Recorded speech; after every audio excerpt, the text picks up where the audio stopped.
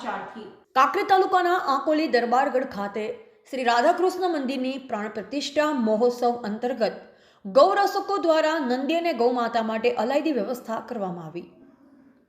પ્રાપ્ત વિગત અનુસાર ઉત્તર ગુજરાતના બનાસકાંઠા જિલ્લાના કાંકરેજ તાલુકાના આકોલી દરબારગઢ ખાતે શ્રી રાધાકૃષ્ણ મંદિરની સ્થાપના કરનાર પરમ પૂજ્ય સંત શ્રી પ્રેમીદાસજી મહારાજના આશીર્વાદ સાથે આવનાર તારીખ 23-24-25-2024ના રોજ શ્રી રાધાકૃષ્ણ મંદિરની પ્રાણ પ્રતિષ્ઠા મહોત્સવ ઉજવાશે।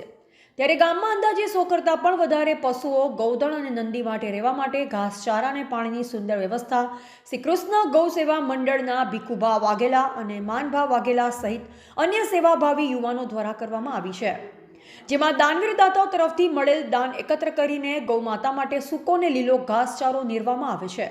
જેમાં સૌથી અગત્યની બાબત વિશે વાત કરીએ તો 25 જેટલા ગૌ સેવા મંડળના સતત પ્રયત્નશીલ રહી રાત દિવસ ગૌ માતા અને નંદીઓની સેવા કરી રહ્યા છે। ત્યારે મીડિયાને આવી નિસ્વાર્થ ભાવે સેવા કરતા ગૌ સેવકોની મુલાકાત લીધી અને શ્રી રાધાકૃષ્ણ મંદિર પરિસર ખાતે 21 કુંડી મહાયજ્ઞ શાળા આચાર્ય શ્રી રઘુભાઈ જોશી શાસ્ત્રી પંડિત દ્વારા ઝવેરા ઉગાડી સમગ્ર શ્રી રાધાકૃષ્ણ મંદિર કમિટી અને દરેક સમિતિઓના સભ્ય અને કાર્યકર્તા દ્વારા સુંદર રીતે આયોજન કરાયું છે।